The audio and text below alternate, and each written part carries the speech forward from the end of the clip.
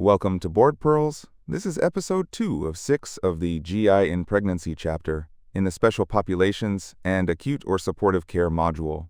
In this episode, we cover GERD and peptic ulcer disease in pregnancy, which test as a stepwise pharmacologic sequence built on local then systemic safety logic, with misoprostol prohibited because it contracts the uterus. The last episode set the physiologic baseline and ran the antiemetic sequence for hyperemesis. This episode takes the other upper GI symptom that rides on the same physiology. About 2/3 of pregnant women experience heartburn, and 3 pregnancy-specific mechanisms drive it together. Progesterone reduces lower esophageal sphincter pressure. The gravid uterus raises intra-abdominal pressure. Gastric emptying slows. So the management starts with lifestyle and mechanical interventions. Head of bed elevation, smaller meals, avoiding late meals and dietary triggers. Pharmacotherapy is stepped up only when those measures fail. The first pharmacologic step uses agents that act locally with minimal systemic absorption. Antacids, alginates, and sucralfate sit at this step. Calcium carbonate is the preferred antacid in pregnancy because it neutralizes acid without aluminum exposure and without sodium bicarbonate. Aluminum-only antacids raise cumulative fetal aluminum concerns and tend to constipate, which compounds pregnancy constipation. Sodium bicarbonate raises maternal alkalosis and sodium retention with edema. Magnesium hydroxide is also acceptable. Alginates form a mechanical raft over the postprandial gastric content that displaces the acid pocket distally. The mechanism is purely physical, with no systemic absorption. Sucralfate at 1 gram 4 times daily is an aluminum hydroxide salt of sulfated sucrose. In gastric acid, it releases sulfate anions that bind electrostatically to positively charged proteins on damaged mucosa, coating erosions. Less than 5% is absorbed, so systemic and fetal exposure are negligible. A small randomized trial has shown sucralfate superior to lifestyle measures alone for heartburn and regurgitation in pregnancy. Sucralfate is therefore a reasonable add-on for partial responders, particularly the patient who specifically asks for a non-absorbed option. The practical caveats are that it needs to dose separate from antacids by about half an hour, because it needs acid to polymerize, and it binds other drugs like levothyroxine and fluoroquinolones if co-administered. H2 receptor antagonists are next when antacids and sucralfate are inadequate. Famotidine is the preferred H2 blocker.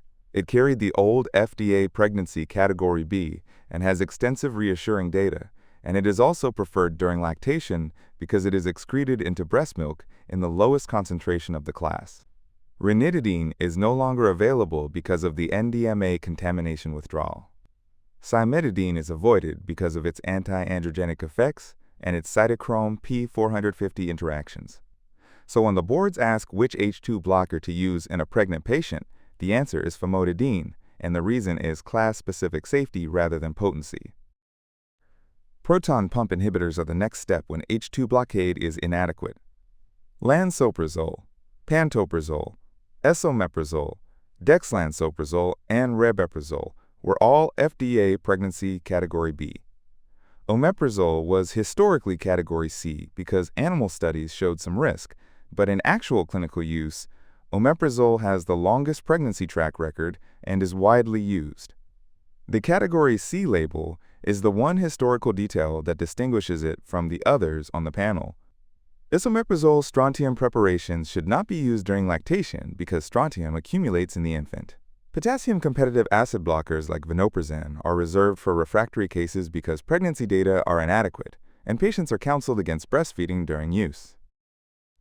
Then the contraindication, which is the single most testable rule in this section. Misoprostol is prohibited in pregnancy. It is a prostaglandin E1 analog that produces uterine contractions, and it is in fact used clinically as an abortifacient and to induce labor. The same mechanism that makes it useful for NSAID-related ulcer prophylaxis in non-pregnant patients makes it dangerous in pregnant patients.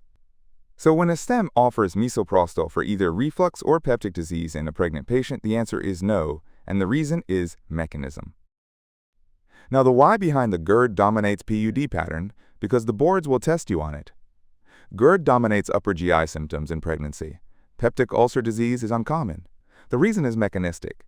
Estrogen drives gastric mucosal hypertrophy and increases mucin secretion, which strengthens the gastric mucosal barrier against acid and pepsin. The same hormonal milieu that loosens the lower esophageal sphincter and produces GERD therefore protects against ulcer formation. So new dyspepsia in a pregnant patient is most often GERD. But new dyspepsia with iron deficiency anemia or melena is not protected by this physiology, and that combination warrants endoscopic evaluation regardless of trimester. Helicobacter pylori testing and treatment are generally deferred to postpartum unless complicated peptic ulcer disease forces the issue. The reason is that standard quadruple regimens contain bismuth, tetracycline, or other agents that are problematic in pregnancy, and the disease itself is not pregnancy emergent. Postpartum eradication uses the standard regimens. Endoscopy in pregnancy is reserved for alarm features: dysphagia, GI bleeding, anemia, weight loss out of proportion to nausea and vomiting of pregnancy, and recurrent vomiting beyond the typical NVP window. The second trimester is the safest timing because organogenesis is complete and the gravid uterus has not yet crowded the operative field. Sedation with midazolam, meperidine, fentanyl, or propofol is acceptable, with benzodiazepines minimized in the first trimester because of cleft lip and palate concerns. So pull the GERD and PUD threads together. GERD and peptic ulcer disease run the safety-tiered sequence from calcium carbonate and magnesium hydroxide and alginates and sucralfate through famotidine to the PPIs, with omeprazole the one historical Category C detail on an otherwise Category B panel, and misoprostol off the table because it contracts the uterus. The pattern that GERD dominates while ulcers are uncommon falls out of estrogen strengthening the gastric mucosal barrier, so new dyspepsia is usually reflux, but dyspepsia with anemia or melena still earns an endoscopy, ideally in the second trimester. The rules are not memorized. They fall out of the physiology and the mechanism, and once those are in place, the stems answer themselves.